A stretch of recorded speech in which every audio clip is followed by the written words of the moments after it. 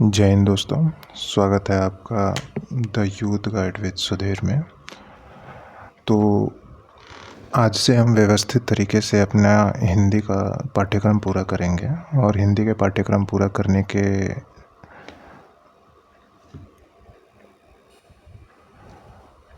यात्रा में पहला जो चैप्टर है, हमारा पहला अध्याय जो है वो है वर्णमाला, जो कि बिल्कुल शुरू से हम शुरू कर रहे हैं। तो आप इसके नोट्स बनाइएगा सो दैट आपको दोबारा से रिवीजन करने में आसानी हो।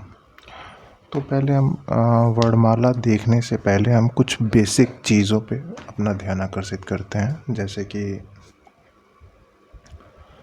हम कुछ चीज़ों को क्लियर करेंगे, जैसे कि अक्षर क्या होता है, अक्षर, वर्ण क्या होता है, जो कि वर्णमाला वर्डों से मिलकर के ही बनी होती है। तो पहले हम देखते हैं वर्ण क्या होता है। फिर हम देखेंगे कि ध्वनि क्या होती है। ये तीन चीज़ें हम पहले देखेंगे, ये तीन चीज़ों पे ध्यान फोकस करेंगे। देखिए, अक्षर जैसा कि इसके नाम से पता चल रहा है, इसका संधि विकसित करेंगे तो अक्षर जिसका क्षरण न किया जा सके, यानी जिसको समाप्त न किया जा सके। जैसे अक्षर का मतलब ये है कि जो ध्वनि मेरे मुख से निकल रही है, जो मैं बोल रहा हूँ, जो भी ध्वनि मेरे मुख से निकल रही है और आसपास के वातावरण में व्याप्त हो जा रही है, फैल जा रही है, वो ध्वनि जो है ना, वो अक्षर होता है। यानी कि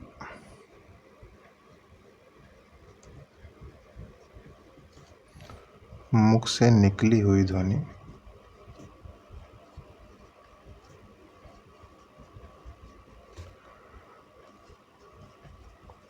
ही अक्षर है। अच्छा, जो ये ध्वनि मुख से निकली हुई है, ये वातावरण में व्याप्त हो जाती है, लेकिन अगर इस ध्वनि को हम एक रूप प्रदान कर दें, यानी कि इसको हम एक लिपि में हम जो है कि बांध दें, तो उस ध्वनि को वर्ण कहते हैं। यानी कि मुख से निकली हुई ध्वनि, इसको अगर हम इसको डिफाइन करना चाहें तो ऐसे बोलें, मुख से निकली हुई ध्वनि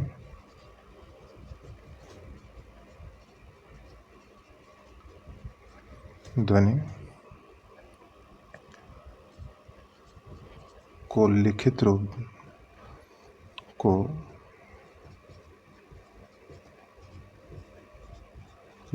रूप प्रदान करना वर्ण कहलाता है।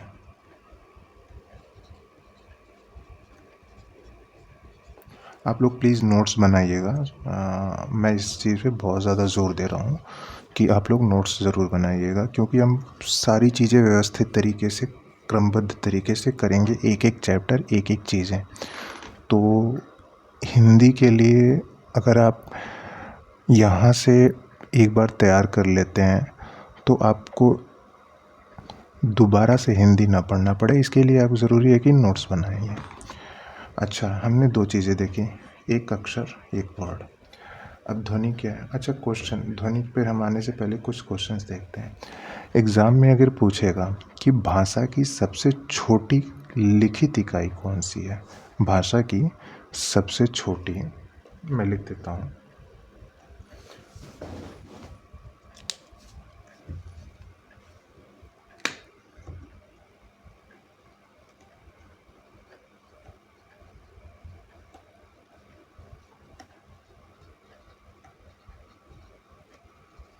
भाषा की सबसे छोटी, ध्यान दीजिएगा मैं किस शब्द पे जोर दे रहा हूँ, लिखित इकाई पे।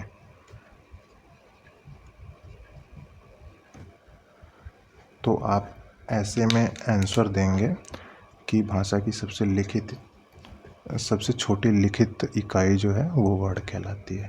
लेकिन यही क्वेश्चन अगर पूछ दें कि भाषा की सबसे छोटी लिखित की जगह मौखिक इकाई पूछे, मौखिक इकाई, तो आप यहाँ पे ये कौन से, तो यहाँ पे आप उत्तर देंगे ध्वनि है।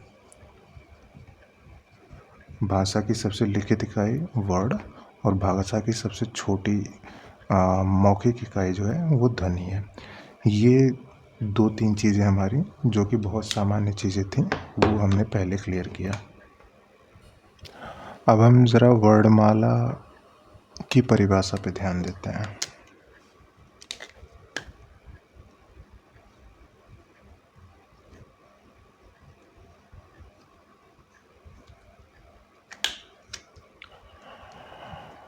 वर्णमाला की परिभाषा आप अपनी कॉपी में नोट कीजिए। वर्णों के व्यवस्थित समूह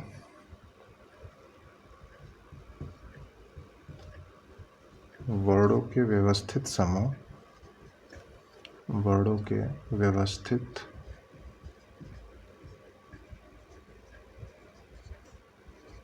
समूह वर्णों का व्यवस्थित समूह, इसको वर्णों का व्यवस्थित समूह वर्णमाला कहलाता है।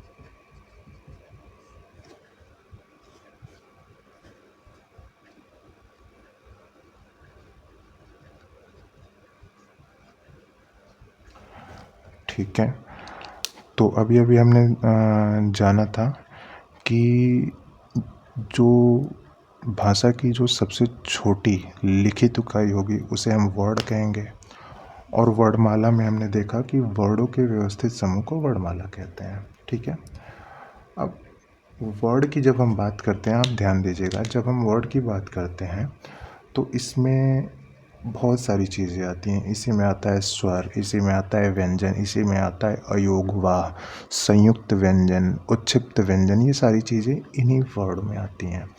तो पहले तो हम वर्डों की संख्या जानते हैं कि कितनी होती है। जैसे इंग्लिश में अल्फ़ाबेट्स के नंबर से हमें पता है 26, वैसे ही हिंदी में वर्डों के कुल संख्या कितनी है।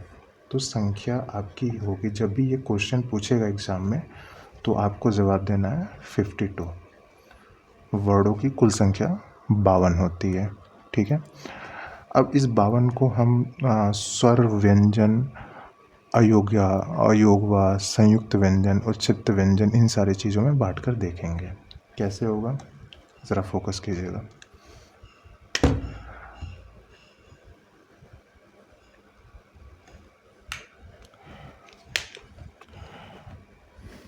हमारे पास स्वर होंगे, इसको हम स्वर में बांटेंगे, इसको हम व्यंजन में बांटेंगे, इसको हम संयुक्त व्यंजन में बांटेंगे,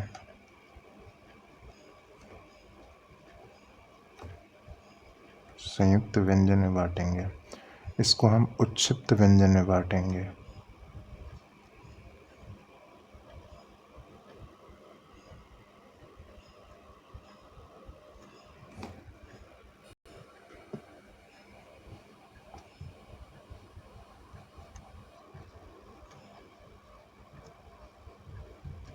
और एक आखिरी जो बांटना है वो हमें अयोगवा, अयोग, मैं थोड़ा सा माफ़ कीजिएगा, अयोगवा।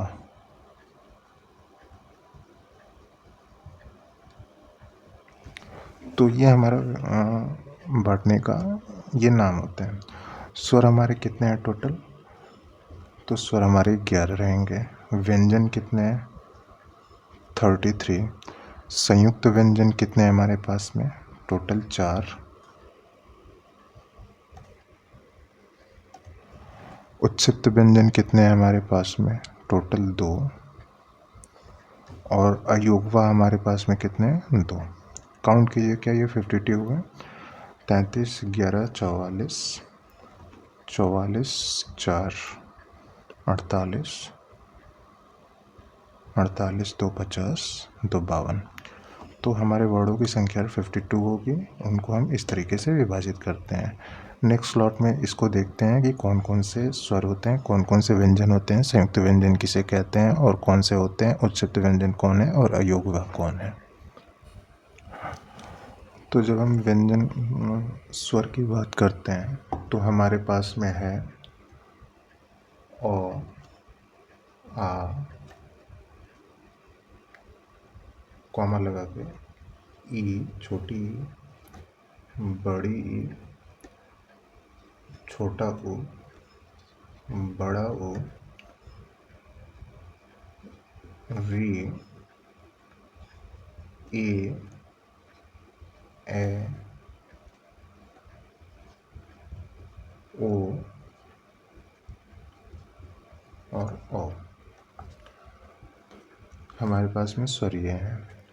व्यंजन कौन से हैं? व्यंजन है क, ख, ग, घ, अंग,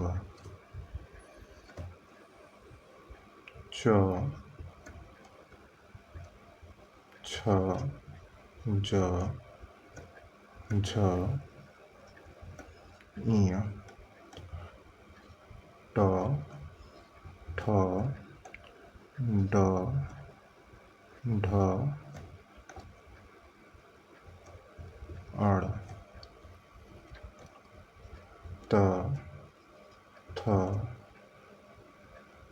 द, ध, न, प, फ, ब, भ, म, य, र,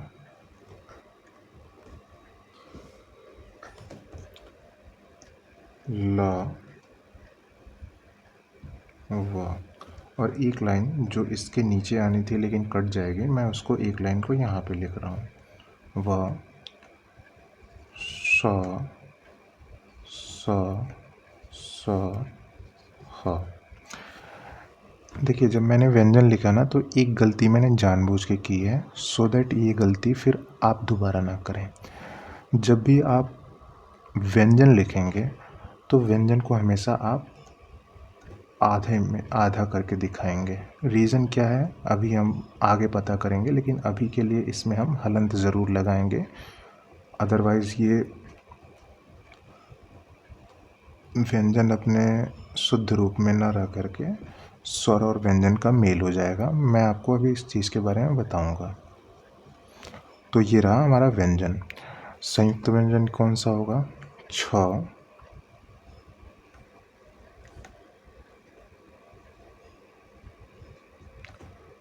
त्र, ज्ञ और श्र। ये हमारे संयुक्त व्यंजन होंगे। अच्छा, नाम से पता चल रहा है संयुक्त व्यंजन। संयुक्त यानी दो चीज़ों का संयुक्त सम्मेलन है। कौन कौन सी दो चीज़ें हैं? आप हमेशा याद रखेंगे, श बनता है क, हलंत रहेगा और श से।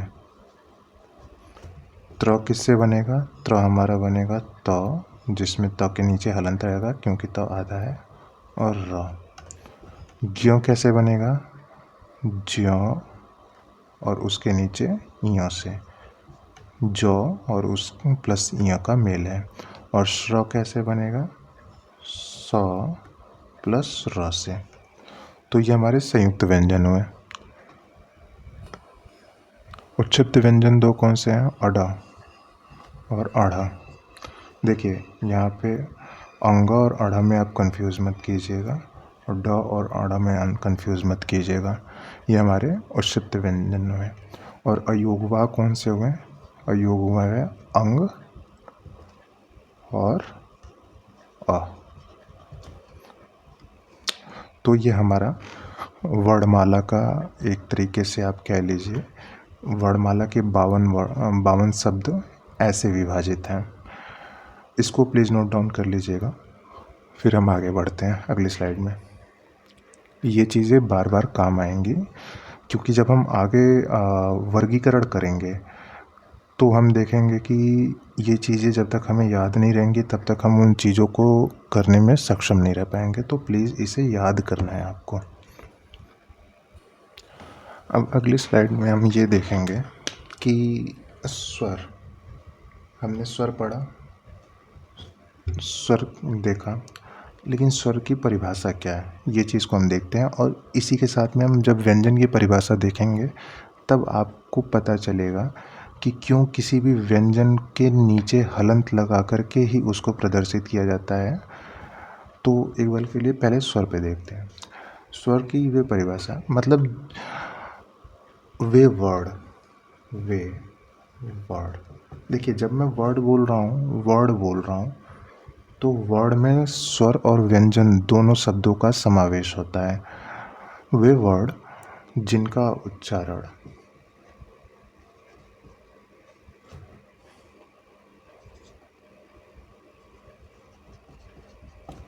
स्वतंत्र रूप से होता है, स्वतंत्र रूप से होता है, वे स्वर कहलाते हैं। व्यंजन की क्या परिभाषा होगी? ये भी वर्ड है। वर्ड के दो भाग हैं, एक स्वर एक व्यंजन।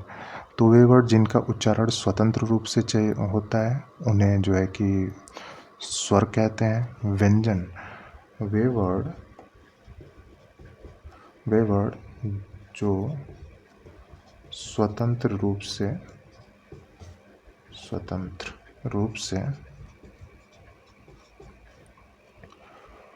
नहीं बोले जा सकते, नहीं बोले जाते।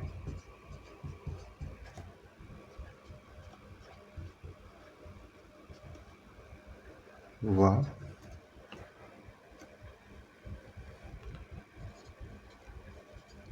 इनको उच्चारित करने के लिए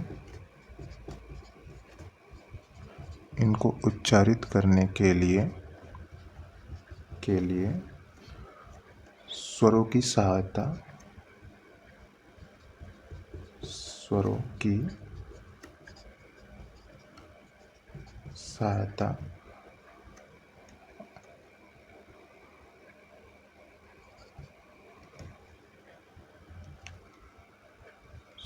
आवश्यक होती है।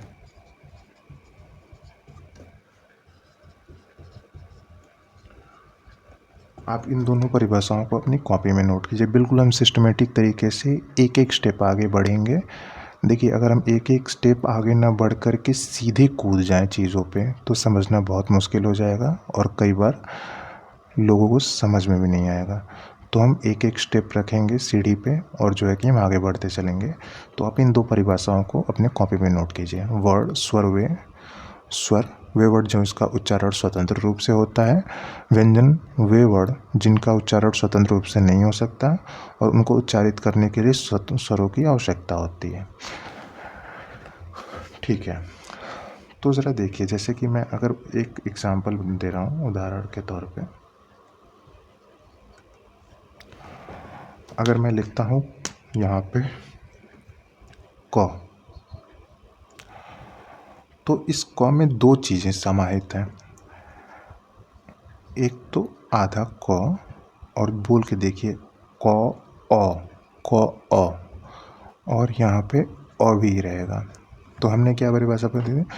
जो स्वतंत्र रूप से नहीं बोले जाते हैं। जब भी हम बोलेंगे क बोलेंगे, जिनको उच्चारित करने के लिए स्वरों की आवश्यकता होगी। स्वर कौन से? अ आ इ उ, स्वरों की आवश्यकता होती है। तो क इनको हम ये दो भागों से मिलकर बने होते हैं। एक तो क और अ, इन दोनों को मिला करके ये उच्चारित होता है क। वैसे ही मैं अगर बोलूं कू, बड़ी ऊ की मात्रा लगाते हैं, तो ये कैसे उच्चारित होगा? क हलंत प्लस बड़ी ऊ। तो कभी भी जो व्यंजन होते हैं वो स्वरों की सहायता से उच्चारित किए जाते हैं। आई होप इतनी छोटी सी बात को जो है कि आप समझ पा रहे हैं। ये नीचे हलंत लगाना मत भूलिएगा। चलिए थोड़ा उदाहरण पे काम करते हैं व्यंजन के। हम क्या पढ़ रहे थे? स्वर और व्यंजन के बारे में देख रहे थे। कुछ उदाहरणों पे काम करते हैं। हमारे पास में कौन कौन से स्वर हैं? हमारे पास में है अ, आ, ई, बड़ी ई, ऊ, बड़ा ऊ, री, ए, ओ और ओ। हमने कहा था इन स्वरों की सहायता से व्यंजन बोले जाते हैं। चलिए कुछ उदाहरण बनाते हैं, ठीक है। जैसे मैं बोल रहा हूँ क, तो ये कौन से दो चीज़ों से मिलकर बना हुआ है? आधा क प्लस अ से। आ गया। मैं बोल रहा हूँ का, कौन सी दो चीज़ों से बोला हुआ है? आधा क प्लस आ, ये आया। मैं बोलूँ की, यानी छोटी ई, तो ये आधा क प्लस छोटी ई।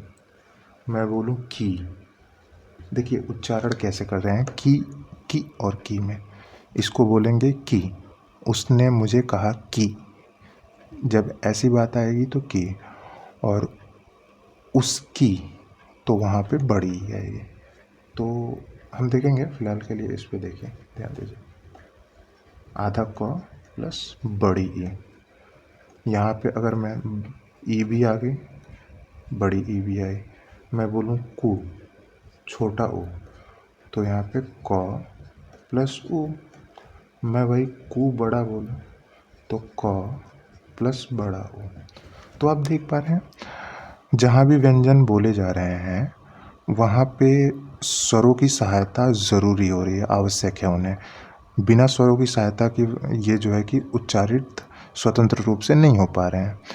तो हमें जो है कि व्यंजन में स्वरों की आवश्यकता रहती है। और स्वरूप में क्या किसी चीज़ की आवश्यकता है इसको उच्चारित करने के लिए, किसी और की आवश्यकता है? नहीं, ये स्वयं में स्वतंत्र है, इसीलिए इन्हें स्वर बोला जाता है।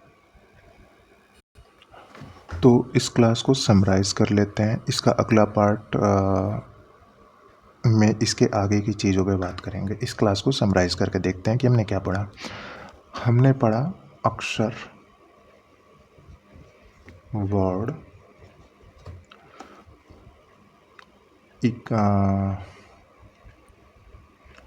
और ध्वनि। क्या होती है? अक्षर जो मुंह से निकल के वातावरण में व्याप्त हो जाए, वो अक्षर होता है। अक्षर यानी कि मौखिक, जो मुंह से निकला हुआ है, जो वातावरण में व्याप्त हो चुका है मुख से, उसको लिखित रूप प्रदान करना वर्ड कहलाता है। भाषा की सबसे छोटी लिखित इकाई वर्ड होती है और भाषा की सबसे छोटी मौखिक इकाई ध्वनि होती है। पहली चीज़ हमने पढ़ी थी। फिर हमने वर्णमाला की परिभाषा देखी। परिभाषा में हमने देखा कि वर्डों के व्यवस्थित समूह को वर्णमाला कहते हैं। उसके बाद हमने देखा वर्डों की संख्या कितनी होती है? 52 होती है। 52 में हमने देखा 11 स्वर होंगे, 33 व्यंजन होंगे, 4 संयुक्त व्यंजन होंगे, 2 उच्चत्त व्यंजन होंगे और 2 अयोगवाह हमारे पास में होंगे। फिर हमने स्वर की डेफिनेशन देखी, स्वर की परिभाषा देखी, फिर व्यंजन की परिभाषा देखी और व्यंजन को समझने के लिए कुछ एग्जांपल्स देखें। पार्ट 1 में हमने इतनी चीज़ें की हुई हैं। पार्ट 2 में इसके आगे की चीज़ें हम करेंगे।